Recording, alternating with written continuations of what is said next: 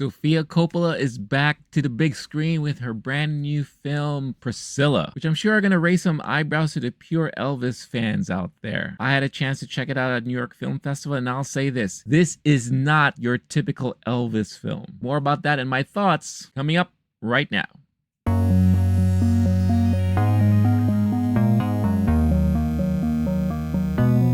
I've been a huge fan of Sofia Coppola for some time now. You'll always hear me say that one of my top 5 favorite movies of all time is Lost in Translation. That is a movie I can watch anytime, and the story there, the acting, the directing, the love shown for the country of Japan, everything about it I really enjoy and love, and that movie will always hold dear to my heart. So when I heard that she was doing a movie based off of Priscilla Presley, I was pretty intrigued by all that. And the more I got to see of it, and when I saw some of the teaser trailers, my interest peaked even more. And this became one of my most anticipated films of the year. And after seeing it, I can tell you that I was definitely pleased, and I thought the movie was very well done. However, there are some things that are going to lend to some conversations, and I might as well address some of those things right now. So first off, I should say that this movie was adapted from the book written by Priscilla Presley herself called Elvis And Me. So if you know that, then you know that most of this movie is really going to be from the point of view of Priscilla herself. One of the things that they cover immediately and to get out of the way is the age difference. Cailee Spaeny, who portrays Priscilla in this movie, I think was a brilliant casting choice. She really exhumed kind of like the innocence and the youth of Priscilla in the very beginning, and was able to also portray the transition that she had as the years went on, especially within the relationship between her and Elvis. Here was a young girl who met Elvis while he was still serving in the army, so by this time he was already pretty famous. But they made it very clear that there was an instant connection between the two immediately. Whether or not that's true or false, I mean, that's all up to whoever was there at the time to really fully determine. But they also made it very clear that this was kind of tabooish in a way, and especially from her parents, who was just not that into the fact that she was kind of hanging out with this guy who sings rock and roll and thrusts his hips around on stage. But they showed that they really built a bond there that turned into a romantic relationship, and it turned into a full-on marriage eventually. But as you watch the movie, you question yourself as you're seeing things portray out in front of you, is that, was this relationship really based off of love, connection, or was it based off of, in a way, convenience? See, Priscilla was always there for Elvis, and she really catered to Elvis, and she really was there for him because she, in herself, was really in love with Elvis. And I'm pretty sure that Elvis was feeling that way too. However, Elvis treated her more as a favorite toy or favorite pet, something to help comfort him when he's stressed out, someone he could have fun with when he's trying to unwind and cut loose, and someone just to keep him company, because it was made very clear that Elvis kind of lived a recluse type of life. Whenever he was home away from touring or doing other stuff, he most of the time stayed in his room, and Priscilla stayed there with him. As the relationship continues, you do realize that Elvis just needs her to be available whenever he's ready or whenever he needs her. Beck and call. Stay home. Keep the home front good. While I'm out on the road doing what I do, shaking my hips, singing my songs, and then when I need you, you better be there. So in a way, it's often sad when you see her live her life all throughout. Just like how it is when she's with Elvis, when he's gone, she's often left alone. So in a way, it's isolating with him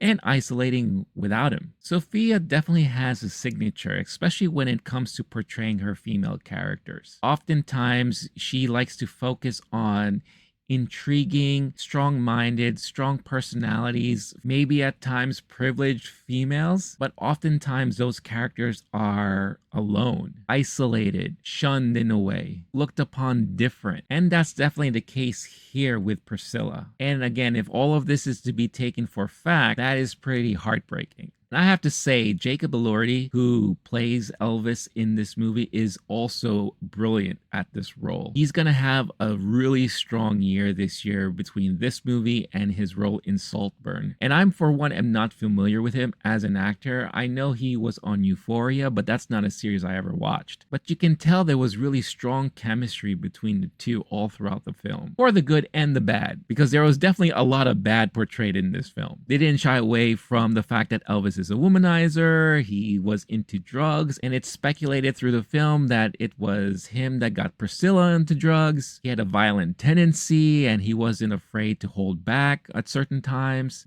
pushing around Priscilla from time to time, causing harm towards her in a way, but always very quick to apologize and always very quick to be like, I'm sorry and all that. Didn't mean to do it. And they also made it very clear that Elvis was very easily convinced by influences around him, especially Colonel Tom Parker, which we already know, if you've watched the Elvis film from Baz Luhrmann, was kind of like the puppeteer behind the scenes. He was taking pills to stay awake and taking other drugs to help him go to sleep, maybe cut Priscilla out in certain cases, and Priscilla was kind of left just obeying and not really knowing what else to do. But Elvis was also very influenced by his own family. So it was kind of Priscilla being the true outsider going into this world that she had no knowledge about, and she had to learn to adapt to all that. One of the interesting comments at the film festival was from an audience member. She kind of brought up the fact that it appears as if Priscilla was playing dress up in a grown-up world, but at the very same time, in a way, she gave up a lot of who she is and who she herself was and her own personality. That's where you find things many years later on when she starts to get a lot of that back. She starts getting her own interests. She's learning to accept and understand what she likes and what she doesn't like. And she had the full realization that maybe this is not the life that she ended up wanting. And she actually finally acts out on that. And in a way, the movie kind of ends with her leaving Elvis. So it's an interesting kind of journey from the very beginnings up until the very end of their relationship. And that was basically the main focus of the movie. For a lot of you who may not be familiar with a lot of the behind the scenes stuff, may find a lot of this disappointing. For you diehard Elvis fans, I'm sure a lot of you are going to find this questionable. And I could already tell by some of the reactions online that there's going to be a certain amount of discourse around this movie. But if you were to take all of that stuff aside, put it away, and just judge the movie based on the movie itself, the story it's trying to tell, and the acting and the performances, then I think this movie is a very well done movie. The character that Cailee plays and the character of Priscilla is one of resilience and strength at the end of the day. And unfortunately, the type of portrayal you get from Elvis here is, yes, there are a lot of good, but there's also a lot of bad. There's a lot of toxic masculinity involved in it, and in certain aspects you would kind of ask yourself, well, was Elvis more of a groomer in this case? Look, I'm not here to judge either way. I'm just here to comment on the movie itself, and from what I felt from the movie is that I think there's a strong case behind all of that. As far as the directing from Sofia Coppola, if you're familiar with a lot of her films, then you are going to be very familiar with the way this film was edited and kind of put together. Pretty good cinematography all throughout. The usage of rock and rollish music all throughout the film was also a nice touch, but you will not hear any Elvis songs in this movie. Because again, you have to think, this is a movie about Priscilla, not about Elvis. If you want a movie about Elvis, then you could check out the Baz Luhrmann movie that came out last year. You could tell that Sofia Coppola and her team really focused on paying as close attention to all the fine details as far as the different phases and periods of the time. You could tell with the type of